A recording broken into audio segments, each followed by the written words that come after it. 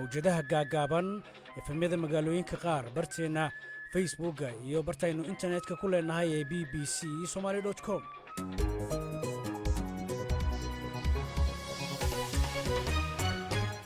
kulanti wacan oo wanaagsan dhegeystayaal meel kastoo naga maqlaysaan waa galabnimo jimcaha 13 bisha May sanada 2022. barnaamijka waxa ila tahay dooda galabta waxaanu kaga hadli doonaa doorashada madaxtinimada ee Soomaaliya ee wax yar ka yar 48 saacadood ay ka harsan tahay, taas oo ay ku loolami doonaan ku dhawaad 40 musharax ee ku tartamaya xilka ugu sarreeya ee dalka. musharaxiintaas waxaa ka wada shaqayn doonaan baa leeyahay oo ay soo bandhigeen siyaasadaha ay ku shaqayn doonaan, kuwaas oo u gudbiyeen baarlamaanka Soomaaliya iyagoo inta badan ay ka sinaayeen ajendayaasha ammaanka, la dagaalanka al-shabaab, dib u dhiska iyo xoojinta ciidamada qalabka sida ee dalka, dib u dhiska iyo dib u habaynta dhaqaalaha iyo arrimo kale. haddaba maxaa ka mid ah tayada ay tahay in xildhibaanadu ay ku xushaan qofka ay u codaynayaan? maxaad se doonaysaan haddii aad siin dhegeystayaasha in madaxweynaha la dooran doono uu marka ugu horreysaba diiradda saaro? maxaase keenay in musharaxiinta aanay soo hadal qaadin arrinta abaarta ay saamaysay malaayiinta qof? su'aalahaas iyo kuwo kale ayaannu barnaamijkan ku faaqidi doonaa. hase yeeshee qaar ka mid a dhegeystayaasheenna ayaa inala soo wadaagay waxa ay ku doonayaan in madaxweynaha xiga uu noqdo iyo waxa ay tahay in bilowgiiba uu diiradda saaro. mudanayaasha baarlamaanka Soomaaliya waxaan kula dardaarmayaa waa inay ku doortaan ninka kartidiisa, aqoontiisa, waayo-aragnimadiisa iyo horumarinta dhaqaalaha, caafimaadka, waxbarashada iyo adeeg bulsho, iyo inuusan noqonin iridaha ka xiranaya bulshada ee u furan ilbaabada dhageysana dhibaatooyinkooda. madaxweynaha la dooran doono ee soo bixi doona, aniga waxay la tahay inuu go'aanka ugu horeeya ama se waxyaabaha ugu horeeyaan jeclaan lahaa inuu ka shaqeeyo waa in kow amniga ay tahay, sababtoo amni ayaan u baahannahay. madaxweyne amniga ka shaqeeya ayaan u baahannahay. madaxweyne wadanka u horseeda barwaaqo ayaan u baahannahay.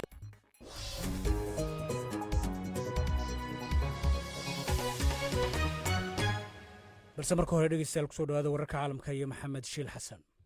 sanad cabdifatax.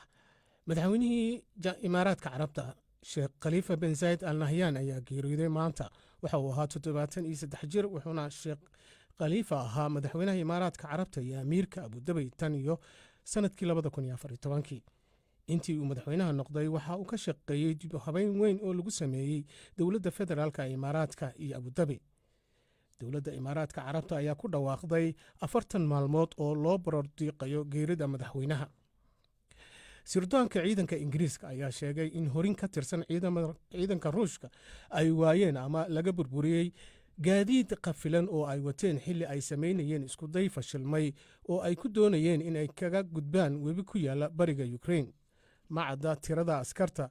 halkaa looga dilay ruushka marka ay ciidamada Ukraine maraafiic ku garaaceen buunto ku taalla webigaasi, iyadoo horinta ciidamada ah sida la ogyahay ay ka kooban tahay in ka badan 500 oo askari.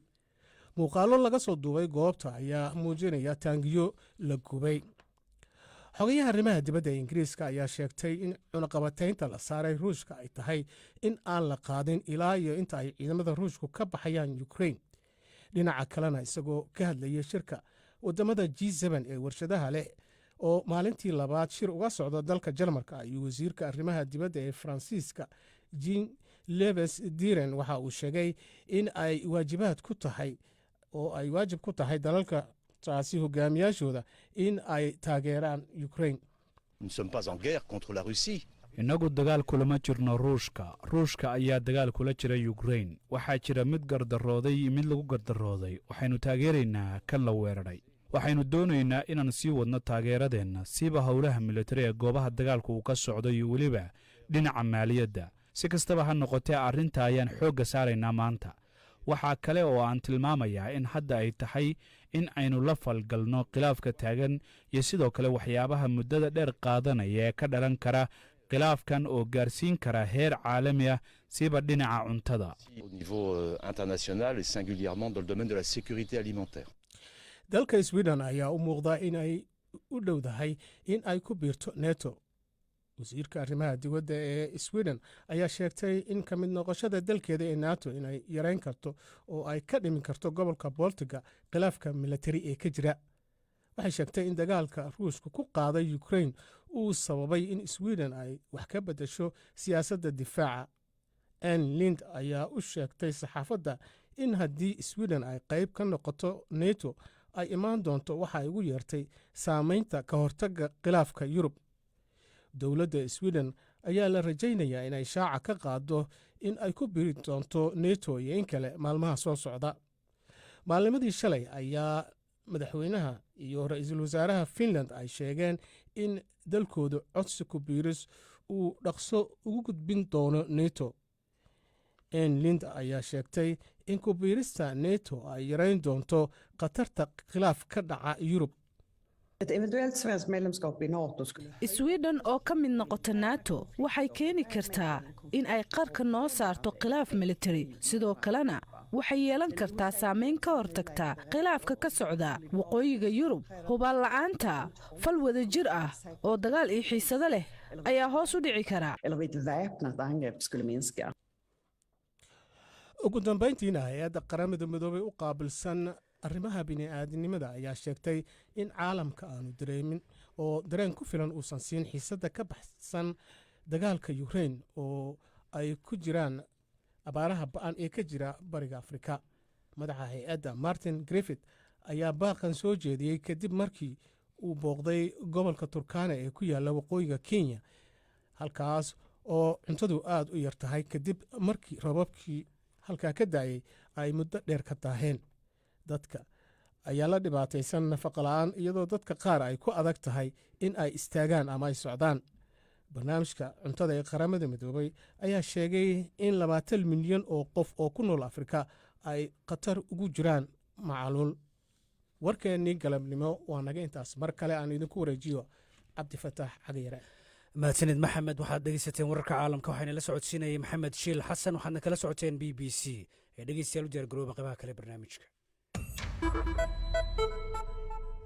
waa tahay kulanti wacan mar kale oo cabdulfataax ibraahim cagayare oo idinla socodsiinaya barnaamijka. waxay la tahay dooda jimcaha ee galabta oo kale aad kala socon jirteen b b c da. galabtan waxaynu eegaynaa doorashada madaxtinimada ee soomaaliya ee waxa ka yar 48 saacadood ay ka harsan tahay, taas oo ay ku lulumi doonaan ku dhowaad 40 musharax ee ku tartamaya xilka ugu sarreeya dalka. musharaxiintaas ayaa waxa ay siyaasadda ay ku shaqayn doonaan kusoo bandhigeen khudbado ay u jeediyeen baarlamaanka soomaaliya. wayse adag tahay in siyaasiyiinta soomaaliya ay u codeeyaan siyaasadaha iyo aragtiyaha ay musharaxiinta soo bandhigaan. dhanka kalena dhammaan musharaxiinta ayaa waxay ka sinaayeen ajendayaasha ammaanka, la dagaalanka al-shabaab, dib u dhiska iyo xoojinta ciidamada qalabka sida ee dalka, dib u habaynta dhaqaalaha iyo arrimo kale. hase yeeshee qofkii xilkaas loo doortaa ayaa waxa uu wajahayaa loolana adag oo ay tahay inuu marka hore ka soo dhalaalo oo ay ka mid tahay midaynta dalka, sida uu wax uga qaban lahaa dhibaatada isbeddelka cimilada iyo abaarta tirada badan ee faraha badan ee daba socota ee soomaaliya ku habsata, iyo inuu guulo ka soo hooyo isku xirka iyo isku wadka maamulada dowlad goboleedyada iyo tan dowladda dhexeba. haddaba maxaa ka mid a tayada ay tahay in xildhibaanadu ay ku xushaan qofka ay u codaynayaan? maxayse dadweynaha ka doonayaan madaxweynaha la dooran doono inuu durbadiiba diiradda saaro? su-aalahaasi oo kuwo kale ayaanu ku faaqidi doonaa barnaamijkan ay nagala qaybgelayaan cismaan shaatax, guddoomiyaha dalladda bulshada rayidka ee soomaaliya. khadka taleefonka ayuu muqdisho kaga jira. sidoo kale khadka taleefonka waxaa ku jira brofesor xuseen axmed warsame, waa dhaqaalayahan barasar jaamacadda Calgary ee waddanka Canada. stuudiyaha nairobina waxay la fadhisaa dr hodan siciid ciise oo ah aqoon-yahanad ka faalooda arrimaha siyaasadda ee soomaaliya. akhyaarta sharafta leh dhammaantiin kusoo dhawaada barnaamijka. waan idinkaga mahadcelinayna waqtigeena qaaliga. marka xigta waxaan ku bilaabayaa cismaan shaatax, gudoomiyaha dalladda bulshada rayidka ee soomaaliya. cismaanow, muqdishoaad joogtaa, meesha ay doorashada madaxtinimada ka dhaceysana weeyaan halkaasi. marka maxaad nooga sheegi kartaa ilaa hadda waxa halkaa ka soconaya? aada umahadsan tahay. waxaan kaloo salaama profesorka iyo tores hodan oo igula jira halkan, iyagana waa salaama. runtii hadda howluhu doorashadu waxaad moodaa inay si wanaagsan ay u socdaan. annaga bulshareed ahaan markaad fiiriso waxaan mar walba aan isha ku haynay qaabka guddiga doorashada howlaha u wadaan, iyo annagoo kulamo la qaadana, iyo annagoo musharaxiinta naftirkooda kulamo la qaadan siday ugu qanacsan yihiin nidaamka doorashada u socota iyo habraacyada loo soo dejiyey oo ay noo xaqiijiyeen inaysan waxba ka qabin. waxaad moodaa marka dadku inay aada iyo aad u sugayaan doorashadu. kambeynka doorashadana uu wakti yar hadda oo loo qabtay doorashada uu aada u bilowday magaaladana ay dhaqaaqo badan ay ka socdaan inta badanna dadku ay rajeynayaan ama xeladooda ay u badan tahay bal inay helaan wax adiga ay ku duceysanayaan inay helaan wax wanaagsan oo as hadda inta badan aada moodo inaysan u kala qaybsaneen musharaxiinta laakiin xoogooda intooda badan ay leeyihiin ilaa wax qayb kale noo keen maaragta waa tahay marka waxaa kala soo baxayay in wariyaashii doonayay inay halkaa tagaan ay ka soo tabiyaan si toosa guddiga doorashooyinka ay yidhaahdeen meel gaaraad ka daawan doontaan maadaama marka aad guddiga doorashooyinka la hadasheen cabasho noocaas midin soo gaartay cabasho noocaas way soo gaartay oo guddiga doorashooyinka waanu la wadaagnay muhiimadda ay leedahay saxaafadda iyo ururada bulshada rayidka nafsadooda inay ka ahaadaan goobjoogyaal oo korjoogteen ka sameeya qaabka doorashada u dhexeysa waxay noo sheegay inay tixgeli doonaan walow ay aada iyo aad ay ugu fikirayaan numberka tirada inay aada u yareeyaan oo ka qayb galayo doorashada balse waxaan u sheegnay muhiimad inay gaar u leedahay ururada bulshada inay korjoogteentooda ay caddahay ayna doorkaas uu muuqdo sidoo kalena saxaafaddu oo inta badan dadku ay kala soco doonaan iyadana ay muhiim tahay inay maaragta ay ka qayb gasho oo doorashadu ay noqoto doorasho daah furan oo ay inta badan dadku ay soco karaan fahmi karaanna qaabkay u dhacayaan waa tahay shaatax waxaan kugu soo laaban doonaa balse markaan aan siiyo profesor xuseen axmed warsame oo khadka teleefon ku jira isna profesore maadaama haatan dhowr iyo 40 saacadood wax ka yar ay ka harsan tahay doorashadii dad badan ay dhegeysanayaan musharaxiin ku dhow 40 ay tartamayaan maxaa ka mid ah tayada aad isleedahay xildhibaanadu waa inay eegaan markay u codeynayaan musharaxiintaas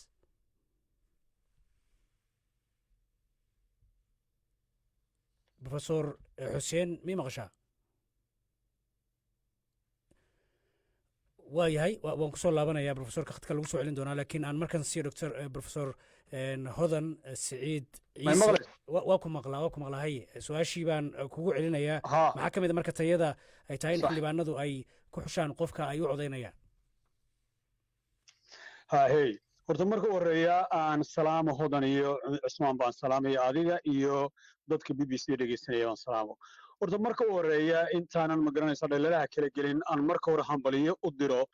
dadka isku sharaxay madaxweynayaasha isku sharaxay oo runtii dee muujiyey inay doonayaan inay waddanka wax ka bedelaan ilaahay khayr ha siiyo waxaana u rajeeynaa qof khayr leh inuu soo baxo waa maalinta la qabtayna dee waaba maalin la yaab laho waa 15 May oo iyaduna haddii ay sidaa u dhacdo wanaagsan oo weliba kasii horeysana maalintii IMF-tu ay noo qabatay 17 ahaana ka soo horeysa oo loo qaadanayo markaa inaan waxaan diyaar u nahay dadka dee kolley la doonayo inuu ka soo baxo baarlamaanku xubnuhu ay raadinayaan waa qof runtii leh astaamihii ay wada akhriyeen dadka qaar badan baan yara dhageystay oo xogaa la dhageystay ma wada dhegeysanin intii ay sheegeen oo dhan oo ah inuu yahay dee qof marka hore u diyaara inuu dadka si cadaalada ku xukumi karo oo number 1kii haddana cadaaladi jirin waxaan kale oo dhan waxa weeyaan waa biyo cidhaaji weeyi laba dadka gaajada waa inuu ka saari karaa waa inuu dhaqaale samayn karaa abaaraha marka u horreeya waajihi karaa oo si degdeg u waajihi karaa oo dhaqaalaha ka saari karaa dhaqaalaha laga saaraya waxay yarayn doontaa iyaduna waxay kordhin doontaa ammaanka ayay kordhin doontaa oo dadkan al-shabaab ku xidhan oo dhanba iyaguna ka soo go'aya al-shabaabta lafteeduna markaa suuq bay waayeysaa oo ma garanaysa saas lagula dagaalami labada markaa la isku xidho kow xaqsoor laba dhaqaalaha oo ma garanaysa xoogga la saaro iyo ta saddexaad oo ah oo dadku ay aad iyo aad hadda u rajaynayaan waxa weeye arrintaa doorasho dambe inaanay ku dhicin si dadban micnihii waxa weeyaan in dastuurkii la habeeyo ayay noqonaysaa oo la sameeyo doorasho qof iyo coda la sameeyo ayay noqonaysaa laba yaryar aan ku sii dara intaanan hodan aanad u gudbin oo aan degdegan inuu xambeeyana waan doonayaa la shaqaynta gobollada ayaa iyaduna noqon doonta laga maarmaan haddii dhaqaale la dhisayo haddii cadaalad la dhisayo haddii khayraad la dhisayo haddii hay-adda cashuuraha la dhisayo tii wax qaybsiga haddii la dhisayo khasab waxaa noqonaysa in xidhiidh aad iyo aad wanaagsan lala yeesho maamul goboleedyada aan ka baxo waan usoo noqon doonaa waa tahay profesore aad baan kaaga mahad celinaya sidaad usoo koobtay dabcan waa sida aan rabno barnaamijka inuu ku socdana arrimahaas qodobada aad sheegta waan kala qaadqaadaynaa marka hore midda haatan taagan ee ugu daran ee abaarta ee malaayiinta qof ee soomaaliya haysato ayaan ku bilaabayaa dr hodar aan siiyo fursaddaas doctore inta badan waxaa la isweydiinayaa inta la ogyahay inta badan musharaxiinta maanay soo hadal qaadin wax ka qabashada dhibaatada haatan taagan ee soomaaliya abaarta ku habsatay ee malaayiinta qof la leeyahay waxa laga yaaba xataa inay gaajo u dhintaan oo macaluul iyo laga cabsi qabo marka wixii ugu weynaa baa la hilmaamay soo maaha kolley bismillahi raxmaan raxiim aad baan u salaamayaa bahda b b c da iyo xuseen iyo walaalahayga igula jira halkan runtii wax badan oo fiican ayay musharaxiintu ka hadleen oo ka tarjumaysa baahida wadanka soomaaliyeed uu maanta u baahan yahay waa runoo dee wadan electionka iyo doorashaduna waxay lagu kala cadcad yahayna waynu ognahay waa inta jeebkiisu qofka dheer yahay marka waxa weeye waa runta abaaraha waa la taataabtay laakiin sida looga hadlay cadaaladda iyo dhaqaalaha iyo dimuqraasiyiinta iyo baahiyooyinka kale iyo runtii dastuurka in la hagaajiyo aad lama saarin maaragta aad loogama hadlin runtiina waxaan aaminsanahay inay tahay qodobka ugu muhiimsan waayo abaaraha iyo shaqola'aanta iyo waxyaalaha soo noqnoqonaya duufaanka iyo dabaylaha iyo ayaxa waxay baabi'inayaan resourceskii ugu wanaagsanaa ay soomaaliya haysatay oo ahaa resourceskii dadka marka dadku markay ka fekelayaan inay wadanka xukumaan oo dadka ay xukumayaan horta waa kuwee ma kuwan diihaalsan ma kuwan gaajaysan ma kuwan abaaruhu maaragtay ay ragaadiyeen marka runtii waa arrin aad u muhiim ah waxaana sababa jeedin lahaada waanu ognahay oo waxaa laga hadlayaa inay aad lacago badan laysugu faanayo ama doorashadu ayaan darada jirta ay tahay qofba qofkuu ka jeeb weeya maybe inkastoo dhan aaminsaneen xildhibaanadu waxaan aaminsanahay inay qalbigooda taaban doonaan oo dadkooda gaajaysan iyo kuwa abaaru hayaan ay ka fikeri doonaan oo qofkii ugu fiicnaa oo ugu hadal fiicnaa ugu ilaashkabaqsho fiicnaa oo qancinayay waxna lagu tuhmayo caqli iyo aaminaad iyo wanaag iyo dowlad wanaag iyo ka shaqaynta dastuurka iyo hal qof iyo hal cod waxaasoo dhan laakiin waxaa muhiima in laga fekero dadka bini aadanka ee soomaalida ee dhalinyarada u badan ee dhibaatadu haysato ee shaqola'aantu haysato hooyooyinka abaaraha jooga maamooyinka cashuuraha laga ururinayo aan dib waxba loogu celinaynin waxaa la yidhaahdo adduunka waxa ugu qiimaha badan le waa human resources waa raasamaalka dadka aawe raasamaalkii dadka ee soomaaliyeed marka waxaan aaminsanahay waa arrin muhiima in abaarta laga hadlo waayo haddii dadkii abaarilaysad ayaa la xukumaya laakiin maadaama aanay soo hadal qaadin oo siyaasadahoodii aanay ku soo darin qaabka ay u wajahayaan haatana dhibaatadu ay taagan tahay mase leedahay malaha lacagta iyo qarash ku bixi doona ay ka walwalayaan walaa u malayn maayo I think dad badan oo soomaaliyeed intaa nin iyo gabadha ku jirta ee fawziya waxaan wax badan baan waxaan ku tuhmayaa qaarkood inay wax wanaagsan uu qalbiga kaga jiro qof kastoo soomaaliya oo soomaaliya arka xaalkeedana waxa weeye waxa ku jira lixjeclo badan ayaan darada taala waxa weeye haykaladii iyo shuruucdii wadanka ayaan u hagaagsanayn inta dadka wanaagsan ee qalbiga wanaagsan leh ee diinta ku dhaqmaya ee ilaahay ka baqaya oo dadka u naxaya runtii si laysu kala saarana wayba adag tahay laakiin u malayn maayo inay ogaan maaragtay ay u dafireen ama ay u sheegi waayeen runtii manaan wada dhegaysanin anigu marka ma garanayo ma danii karo inaanay ka wada hadlin laakiin waa arrin joogta waa arrin muhiima dadkii waxaa ka dhammaaday xoolahoodii waana xoolahooduna noloshoodii bay ahayd marka inay ka hadlaan inay ajandahooda number one u noqdo waa muhiim waa tahay waa kugu soo laabanaya markan aan siiyo cismaan shaatax cismaan u muqdishoad joogtaa guddigii baad la kulantay ololaha doorashada maxaan ka wada qabanqaabada doorashada madaxtinimada waday iyo musharaxiintiiba dhibaatadan taagan marnaba meel isaga soo qaadeen ee abaarta runtii annaga waxaan aad ugu fikiraynay oo diiradda aan saaraynay in doorashadu ay ku dhici karto si nabdoon oo ay dadku raalli ka noqon karaan wixii ka soo baxa iyo waxaan xoogga saaraynay waxyaabaha laga fili karo markii uu qofka aan la kulmeyno musharaxiinta ay ku guulaysano in ay markaa uu diiradda u saaro arrimahaas ayaan xoogga saaraynay oo hadda dowladnimadii iyo waxaaba shaki galay kalsoonida dadka ay ku qabaan dowladnimadii marka taa ayaa culeys badan saarnay oo haddii la helo dowlad lagu kalsoonaa karo oo runtii dadka lagu kalsoonaa karaan waxay la tahay inay jawaabista abaaraha iyo arrimaha kale oo dabiiciga ah ee imaan karo xal loo heli karo marka waxyaaba xooga aan saarayn waxay ahayd bal in uun khilaafyadii lasoo maray anigoo ku xisaabtameen iyo doorashada heerarkii ay soo martay iyo dhibaatooyinkii ay soo martay bal in la helo doorasho ku dhama si nabdoon oo ay dadku ku kalsoonaan karaan wixii kasoo baxa mid soo celi karta waa kugu soo laabanaya markan aan siiyo professor xuseen professore bal dhaqaalihii iyo ammaankii waxyaaba badan u geli doonaa laakiin marka hore middan abaarta sidee kula tahay in haatan wax looga qaban karo ilan digjoojin baa loo baahan yahay runtii dee waxay la xidhiidhaan dhaqaale laftigiisa la xidhiidhaana arrin fiican ayaad ku bilowday runtii oo haddii aanay hore uga hadlin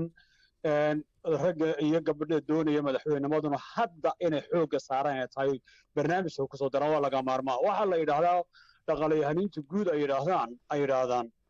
abaarta iyo roob la'aanta ilaahay baa keena laakiin macaluusha maamul xumo ayaa keenta sideedaba ingiriis baa inta badan lagu yidhaahdaa laakiin sida maamul xumaa keenta marka macaluuli kama dhacdo meel wanaagsan roob kastoo la waayo maamul wanaagsan hadduu jiro macaluuli kama dhacdo oo dadku uma dhinto gaajo uma dhintaan ama waxa dadku kusii tala galaan maadaama abaar ay dhacayaan oo innagoo kale weliba dee aan abaaru aad bay noo soo maraanoo waa naqaanaa in lagu sii talagalo horta wax laga sii dhigto weeye laba in hay-adaha adduunka la isku xidho weeyaan oo waxa weeyaalaha ay uga hadli waayeen waxaan dareemayaa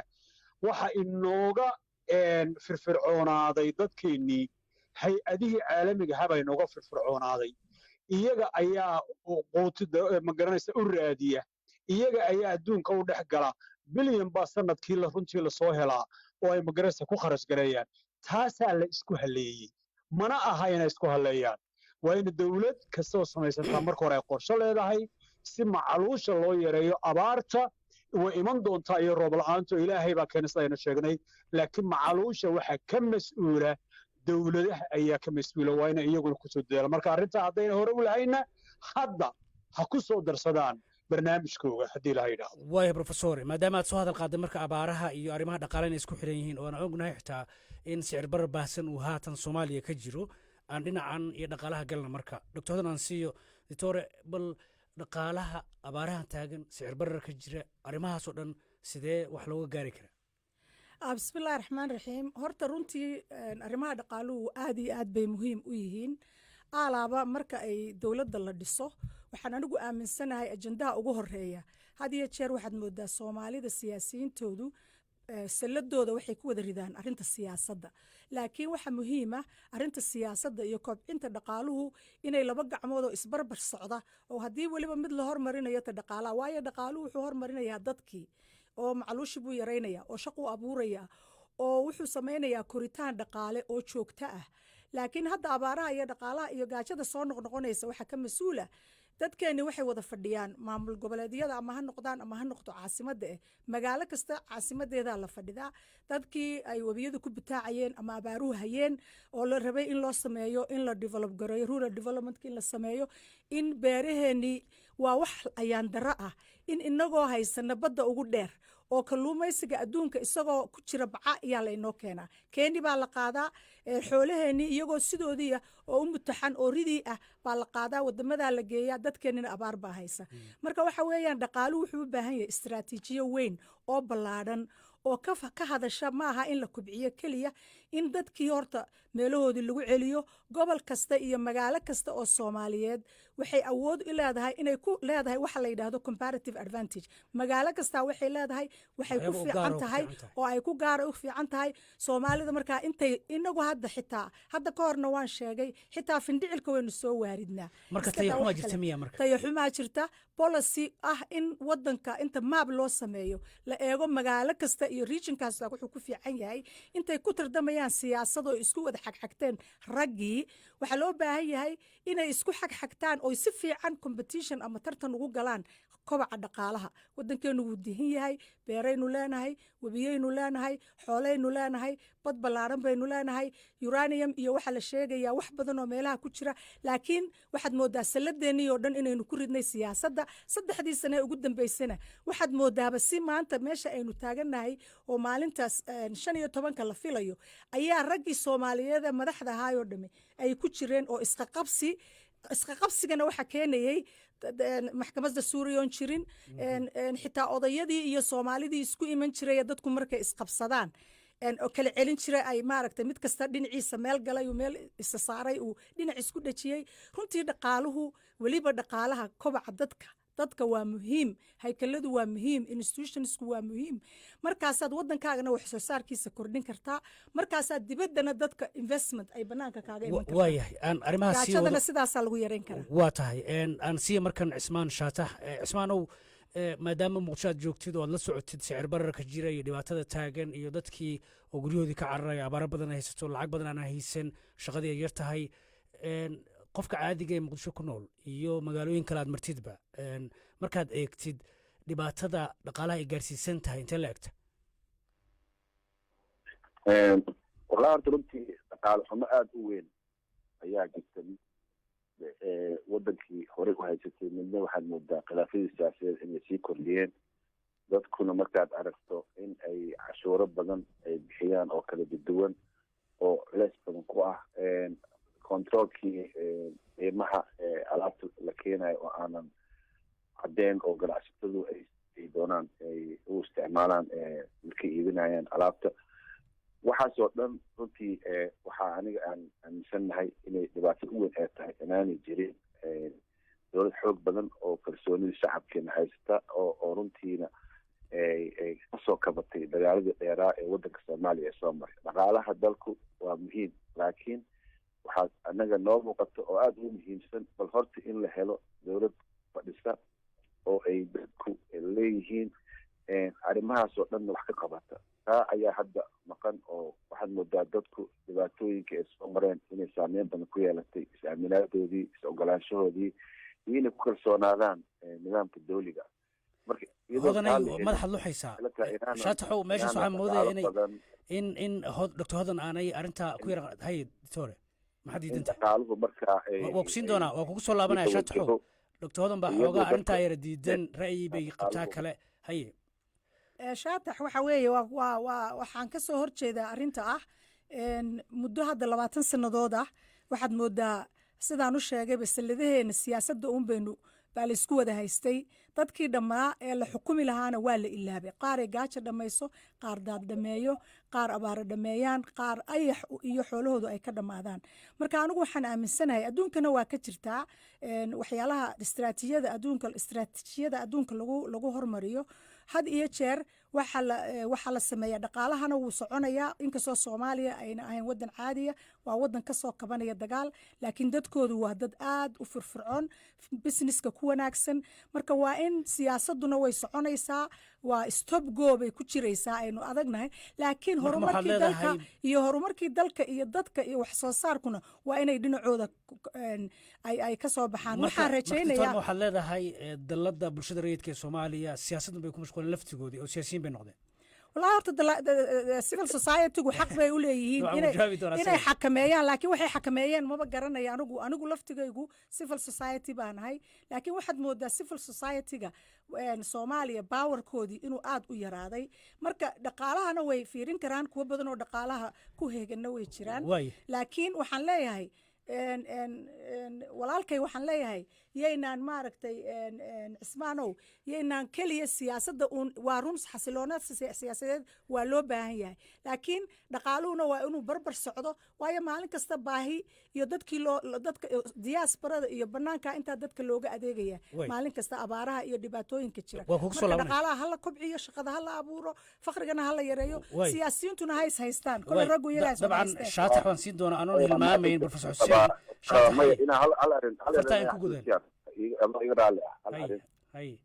markii dowladnimada soomaaliya lasoo dhistay waxaa xooga la saaray in dowladnimadii kor laga soo bilaabo ilaa hoos loo daadejiyo dowladdii federaalka la dhisay waxaa lagu xijiyey maamul goboleeda lagu xijiyey waxay ahayd in degmooyinkii iyo dowladihii hoose la dhiso si dadku wax loogu qabto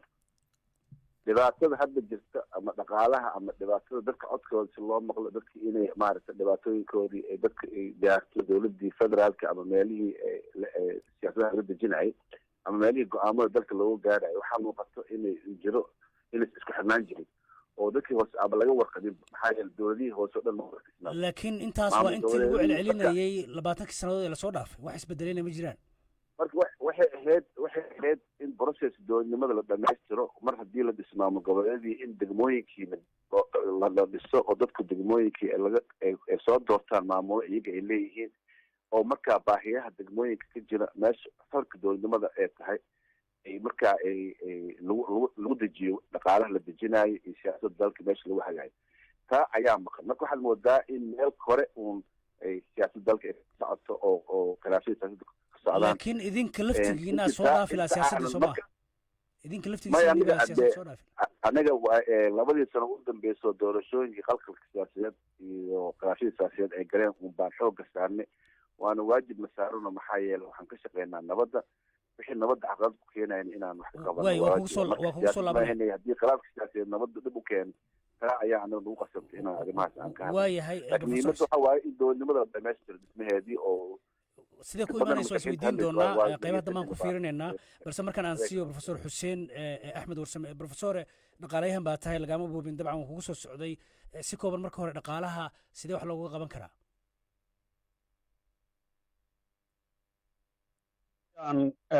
ku yar daro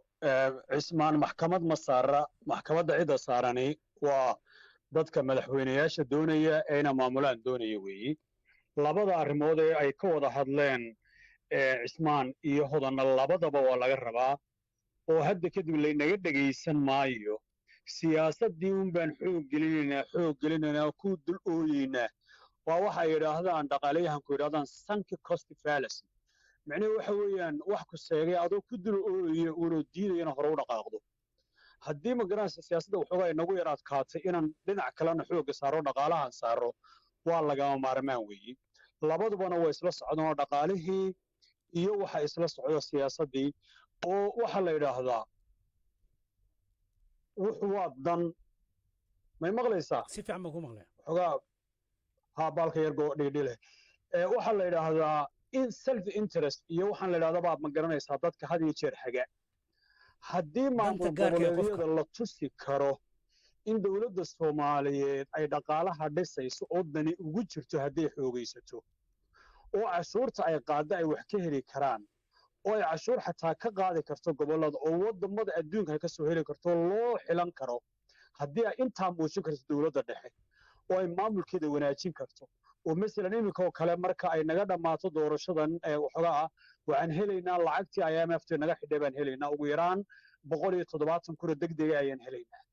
haddii kuwaasina ay ku jirto miisaaniyad markaa gobolladana lala qaybsamayo oo waxay ku helayaan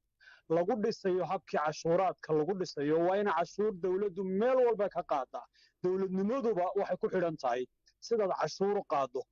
ciddii gobolka madaxii cashuur inay dawladda federaalka diidana dee iyadaana dawlad baba ku jirin oo margaranaysaa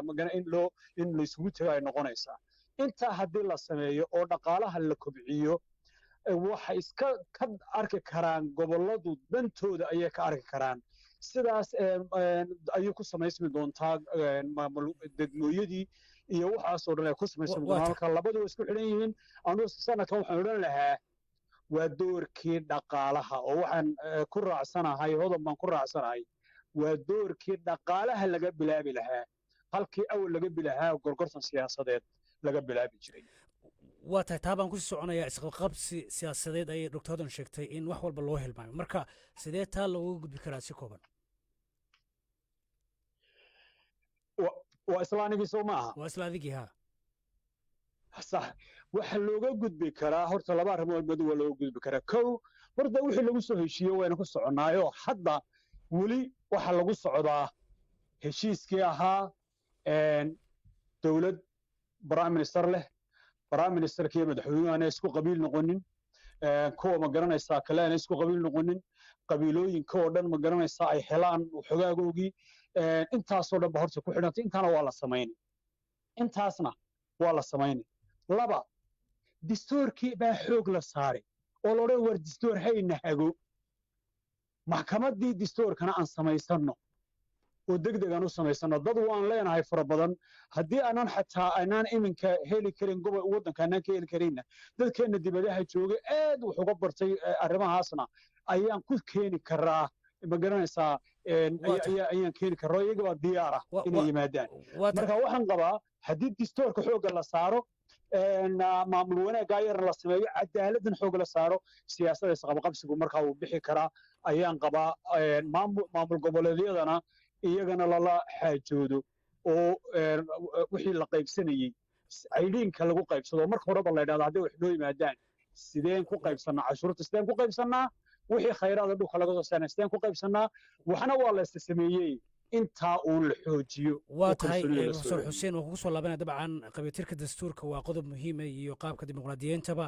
laakiin marka waxaan ka hormarinaya qaar ka mid a dhegeystayaasheena facebooka oo ra'yigooda inoo soo duubay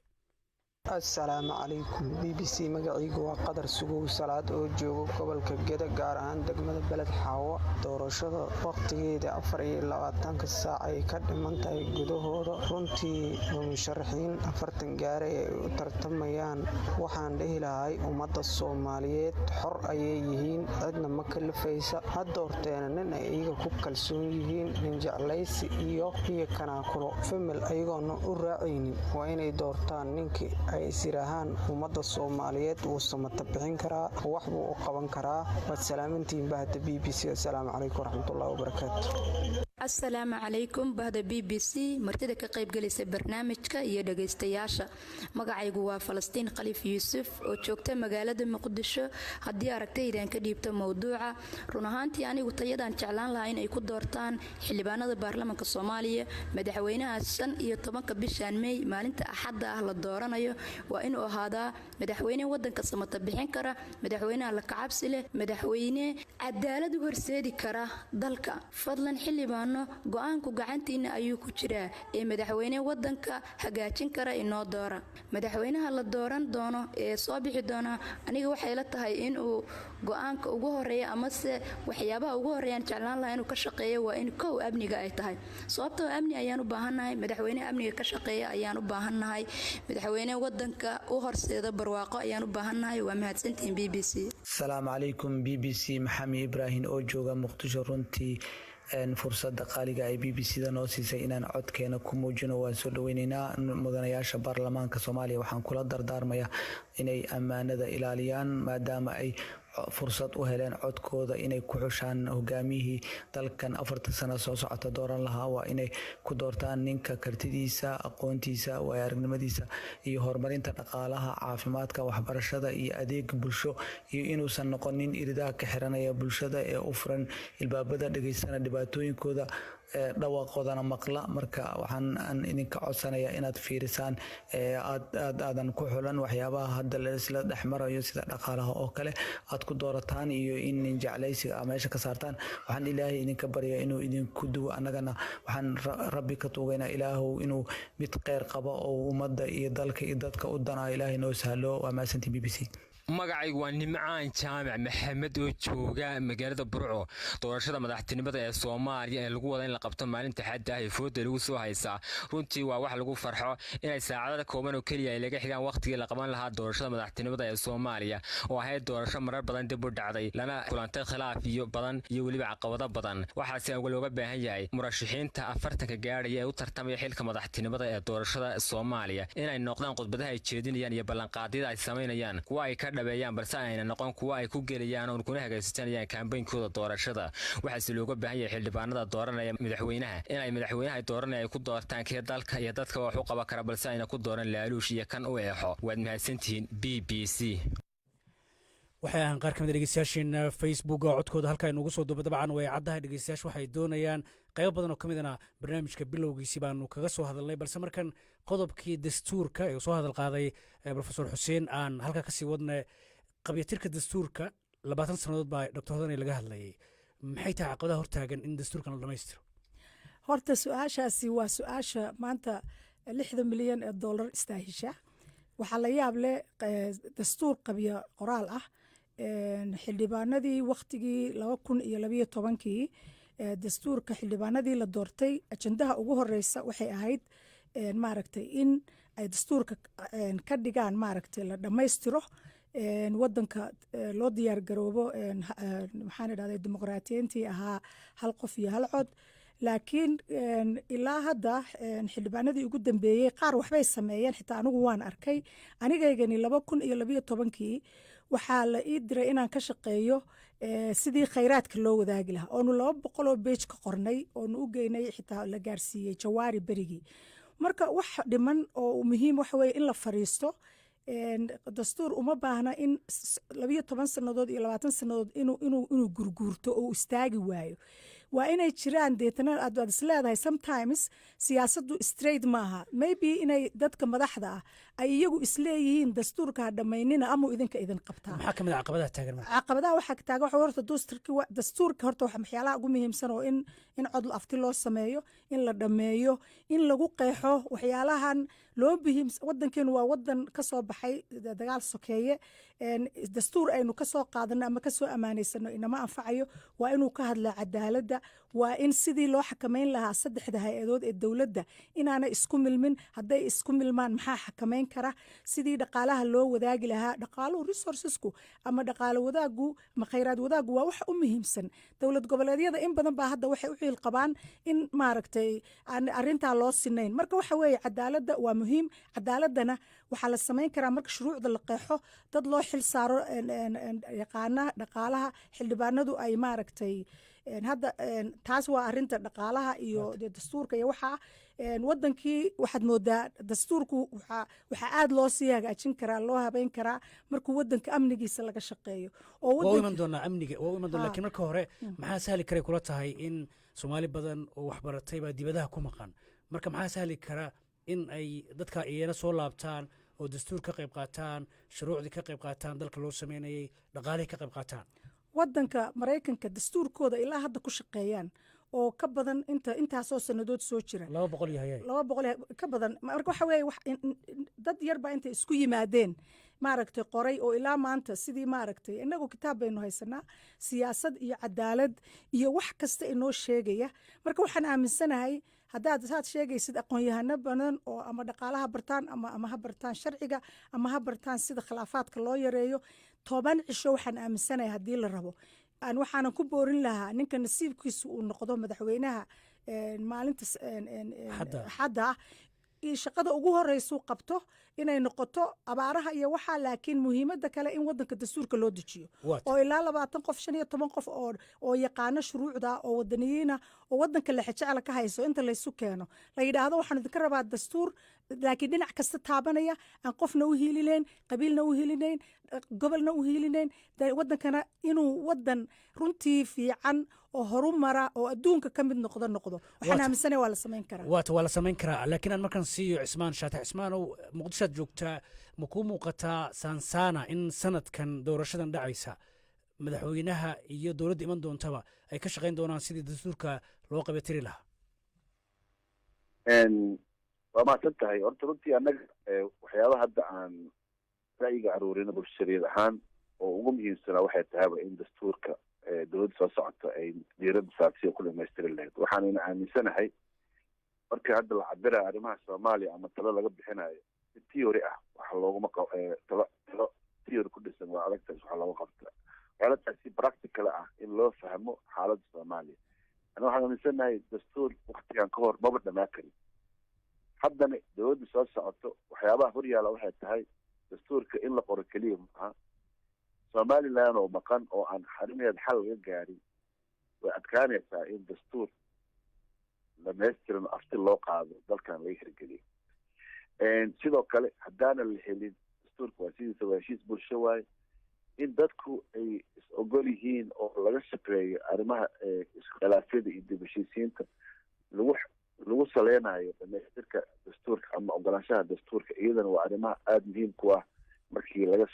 fikirayo dhamaystirka dastuurka laakiin fikriyan waxaan qabnaa oo adkeynaynaa oo ka shaqeynaynaa in dowladda soo socoto ay ka shaqeyso dhamaystirka dastuurka waa waxyaabaha caqabada ku ah arrimaha Soomaaliya laakiin arrimahaas ayaa hortaagan oo ah in la helo arrimaha Somaliland in xal laga gaaro sidoo kalena dadku kalsoonidoodii iyo ogolaanshahoodii la soo celisi heshiiskan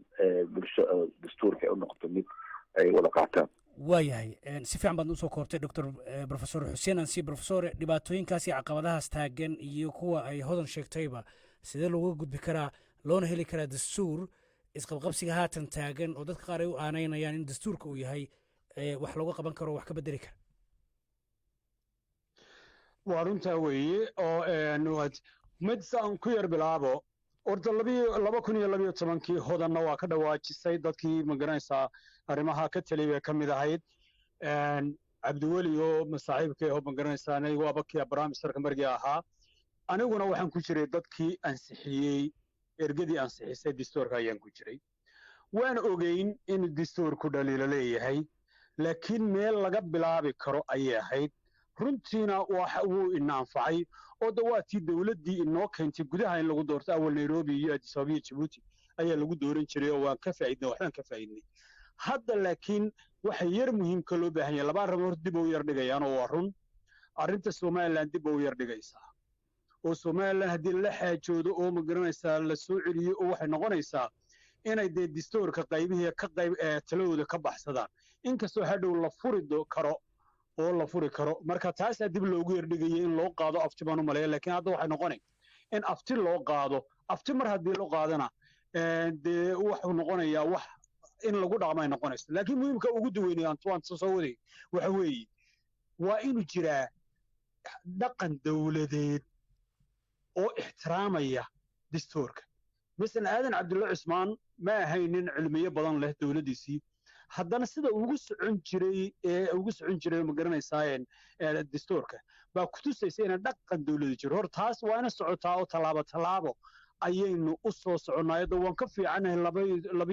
2012 halkan joogno oo taasi waa mid meesha ku jirta way laakiin arrinta ugu muhiimsan waxay noqonaysaa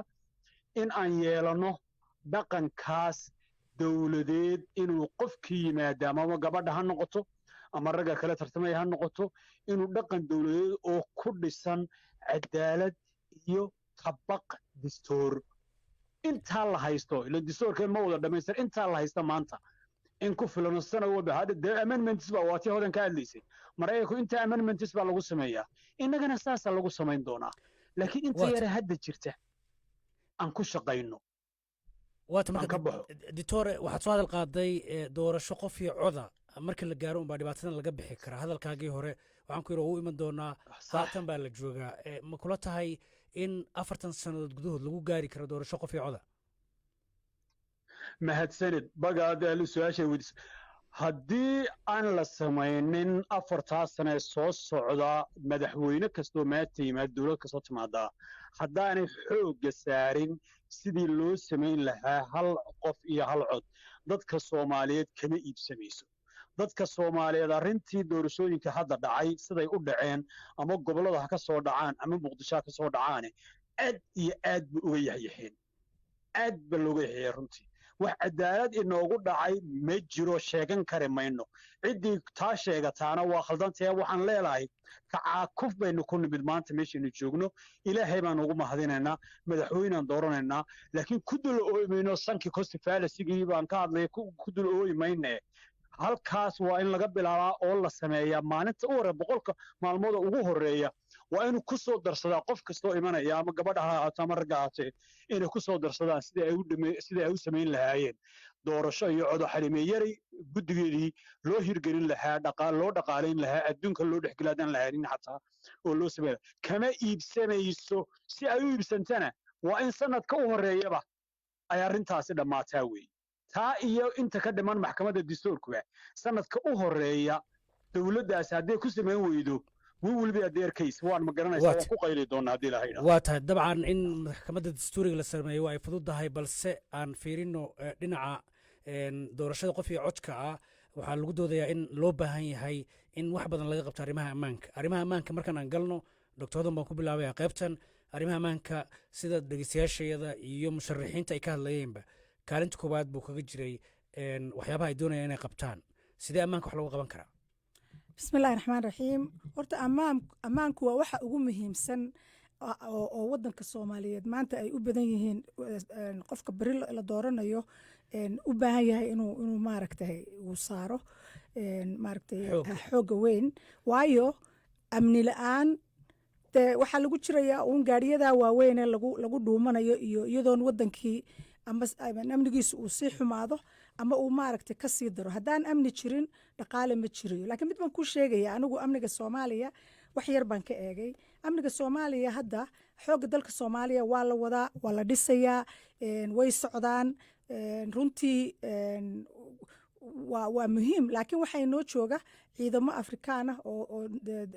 deriska ah oo iyaga laftigoodu interestkooda iyo siyaasadooda u jooga meesha iyo dhaqaalahooda. marka ciidamada in la dhiso la tayeeyo waa muhiim.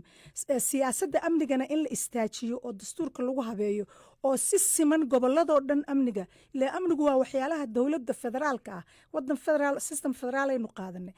systemka federaalku waa inuu gaadho tuulada ugu horeeya. marka amnigu waa inuu meel kasta ku baaho. hadda waxaa la yidhahdaa al-shabaab waxay leeyihiin monopoly on violence, waayo qofka markuu dembi sameeyo maxkamadahooda waa biyo kama dhibcaan in qof laduu sameeyo. amnigu waa inuu sharcigu waa inuu leeyahay amnigu sharci adag oo laga boqo. laakiin maamul goboleedka qaar baa waxay leeyihiin ciidamaan leenahay ammaankeena inuu noo wanaagsan yahay. fiiri, iska qabsiga siyaasadda haddii laga baxo oo la helo ciidan federaala iyo ciidan gobol iyo qolax kasta haddii la helo, waxaan aaminsan yahay waa la xalili karaa. ammaankuna wuxuu ku fiican yahay ragga soomaaliyeed madaxda ah iyo wixii kaloo dumar oo ku biiraya. hadda dumarmaba ku jiraane waxa wey inay ammaanka saaraan. ammaankuna waa inuu ammaan jira oo wadankoo dhan u jira yahay. maaha ammaan inuu gobol u jira yahay, maaha ammaan inuu u jira yahay magaalo ama caasimad. waayo haddii ammaanku saa u kala firiidhsan yahay oo qolo kastaa waxooda ay sheeganayso oo ciidanka jooga magaalo aanay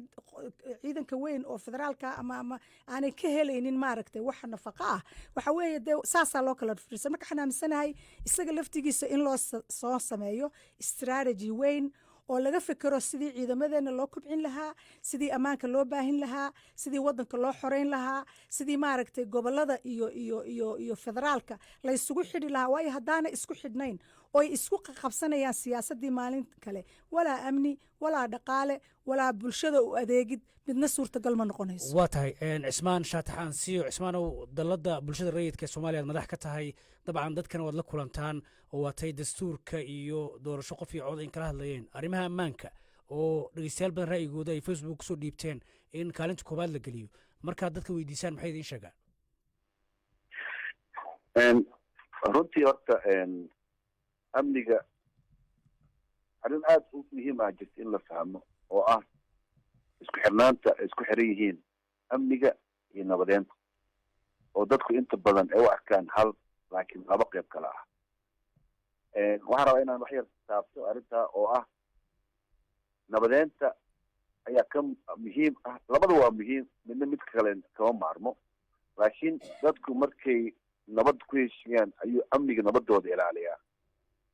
meesha hadda soomaaliya arrinteeda ka maqan oo u baahan in aada loo fahman waxa ay tahay amniga keliya oo diiradda la saaro oo aan laga shaqeyn nabadeenta oo ah is-ogolaanshihii dadkii iyo dib-heshiisiintoodii inaanu amniga keligii uu shaqey karin oosan taagnaa karin. hadduu shaqeeyana ay tahay mid relative ama uusan dhamaystirneyn. marka arrinta amniga waa aaday muhiim u tahay, laakiin wax kasta waxaa furu u noqon doono xasilooni siyaasadeed markii la helo ayaa waxaa laga shaqey karaa arrimahaas oo dhan. shirar badan laga qabta arrimaha amniga inay ka wada shaqeeyaan dowladda federaalka iyo dowladaha xubnaha kale dowladda federaalka. heshiisyo badanaa laga gaaray, haddana waa dhaqan geli waayeen. caqabadaha hor yaallo ayaa u baahan in la fahmo. caqabadahaas oo ahaa khilaafyada siyaasadeeda ee dalka ka jiri iyo maaragta arrimaha nabadeenta oo aan xoog badan la saarin. laakiin intaan ognahay soomaaliya beele soo fadhiya maanta ma jiraan oo ammaanka waa hagaagsan yahay, qofka meel rabo u tegi karaa. marka ma moodaa in madaxdii gobolada iyo kuwii dowladda dhexe iyagu aanay heshiis ku hayn in ammaanka ka wada shaqeeyaan? runtii markii laga hadlayo nabad maaha oo keliya xabad dhece nabad maaha daashiyo dees xabad dhece nabad waa in la yidhahdo maaha. macnaha dadka qalbigooda kala xiran, iskuma furno. waxaa jira gocashooyin badan ay kala qabaan oo midba kala aaminsan yahay. waxyaabihii dhacay xanuun badnaa oo dadku ay soo gaarin aan weli laga wada hadlin, lagala xisaabtamin, dadka lagala xisaabtamin. marka waxaas oo dhan dadku waa la aaminsan yihiin. aaminsanaantoodana maaha inay nabad ogol yihiin. taa horta in la fahmo aaday muhiim u tahay. waa in la taabta arrimaha si fiican loo taabtaa oo laga hadlaa oo laga daaweeyaa, dadku iska daaweeyaan. marka taa horta muhiim waaye. midda kale aan rabo inaan ka hadlo waxay tahay waa run ciidamada la qoro la dhisay haddana khilaafyo siyaasiyado badanaa jiray marka haddii siyaasadii lagu maamulayo ciidamada aysan deganeen yaa maamula ciidamada waxay ila tahay aniga arrimahaas oo kale inay khatar badan abuureen oo runtii ciidamadu ay marka wax kasta oo ay u yihiin ama ay beecan yihiin maxaa yeelay waa inay jirtaa siyaasad lagu hago oo degan oo markaa lagu maamuli karo ciidamada iyagana markaa ay ilaali karaan waayo aan siya markan profesor xuseen axmed warsame profesore sida doctor hodan iyo shaataxba ay sheegeen waxaa loo baahan yahay siyaasad wada shaqayna si ammaanka wax looga qabto marka maxaa la gudboon maamul goboleedyada madaxdooda iyo kuwa dowladda dhexeba si amniga wax looga qabto nabadgelyana loo hormariyo horta cismaan iyo hodanba si fiican ba uga hadlayeen oo wax badan ba iima hadhin laakiin waxaan ku darayaa keliya waxa weeye laba arrimood horta in laysku daro weeye mid soomaalidu waxay tidhaahdaa qaniyiya ayaa qaniye kaa fujisa oo haddii ma garanaysa lagu qaniyo al-shabaab weyna qaniinay oo hawl xoog ley nagu hayaan in kolley iyo kolley gacan loola tego laga maarmaan bay noqonaysaa oo qabaniyaaga toortaa taas waa mid ta labaad ee muhiimka waxa weeyaan dadka waa in hiigsi loo tilmaamaa wax uu dhowrsanayo waa in loo sameeyaa xataa ka al-shabaabka ah wax uu dhowrsanayo waa in loo sameeyaa macnihii waa halkii dhaqaaliga ku soo ururaysaa meel barwaaqo u tilmaan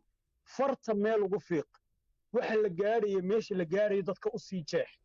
dabeetana waxyaalaha caqabadee hor jooga ee ay ka mid tahay wada shaqayn la'aanta maamul goboleedyada iyo dowladda dhexe inay tahay waxyaalaha yaraynaya nolosheenna in loo dhigo oo jeebkii qofka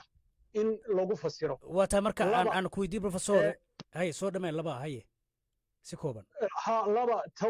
geysanaya ma garanaysaa al-shabaabka iyo laftigoogana inay taa laftigooda dhaawacayso al-shabaabka laftigiisana la yidhaahdo wax ku dhaama laftigaagaaba ku helaynaaba waa tahay maxaa diidaya marka maxaa diidaya marka in al-shabaabkaas wadahadal lagu dayo si kooban wax diidayaa ma jiro waxayse iminka waa iyaga qaniyadoodii baa weli socotay iyaga inaga qaniyo weyn hadda ilaa la koleeliyeynta ciidankeena la isticmaalo ciidankeena si fulan loo dhigto talabaad arrintaana in yaran ku daree ciidanku waa ciidan Soomaaliyeed ciiday doontaa soo dhisto ama Cabdilaahi soo bilaabo loo naxariistaa mashaq hadina waa ciidan Soomaaliyeed weyn ixtiraamkiisu mudan yahay dhiirigelintiisu mudan yahay kaamirkan dhiirigelin dib u sii dhisno een samayno in ma garanaysa qaniyada la iska yara fujiyaa waa laga maarmaan oo haddaanu aragaaga ku ixtiraami maayo dabeetana lala yeesho wada hadal waa dad Soomaaliyeed waa dhalinyaradeenii waa in lala yeesho ma garanaysaa wada hadal profesor ku soo laabanaya waxaan siinayaa shaatax 20 ilbiriqsi baad leedahay gabagabadii barnaamijka maraynaa maxaad ka filaysaa doorashada maalinta hadda soo aadan si kooban doorashada maalinta hadda waxaan ka filaynaa inay si nabdoon ay ku dhacdo oo natiijadeeduna ay noqoto mid la aqbali karo oo dadkuna natiijadeeda ay noqoto mid la aqbalo oo aanan markaa dood badan laga keenin ciddii markaa ku guulaysatana lala shaqeeyo diiradana la saaro dhamaystirka dastuurka shaatax ma waxaa jirta cabsi ah in ay soo bixi doonto cid aan aqbalin natiijada cabsidaas ma jirto balse markaad fiirisid xaaladihii aan soo marnay markasta waa muhiim in laga digtoonaado markasta in aysan waay wax ismaalmaad isan dhicin waay aan ku laabto profesor xuseen 20 ilbiriqsi maxaad ka filaysaa doorashadaas waxaan ka filayaa guul baan ka filayaa 15ka weliba maalinta waan dalbaadegaynaa oo 15kii May maalinta iswaashan u dalbaadegaynaa qofkii soo baxana qofkuu doono ahaadee haddii alla ixtiraami waayo qofkii ixtiraami waayo inagoo dhan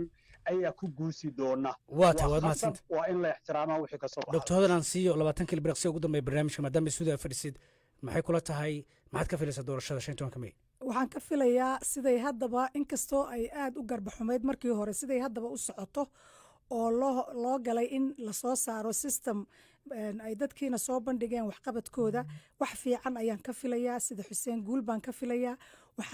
waan ogahay qofkii noqon lahaa madaxweynaha Soomaaliyeed bisha 15keeda maalin weyn inagu ah inuu meel suran yahay oo xagga Ilaahay uu hadda uu ka jiro marka waxaan leeyahay runtii ha loo dhabaradaygo ha loo ogolaado ilaahayna waxaan ka baryaynaa mid khayr qaba oo islaanta soomaaliyeed ee baahan ee webigu sito wax u qabta dhallinyaradana intaas ayaanan waqti u helnay oon kusoo gabagabeynaya idaacaddii sidaas iyo nabadgelyo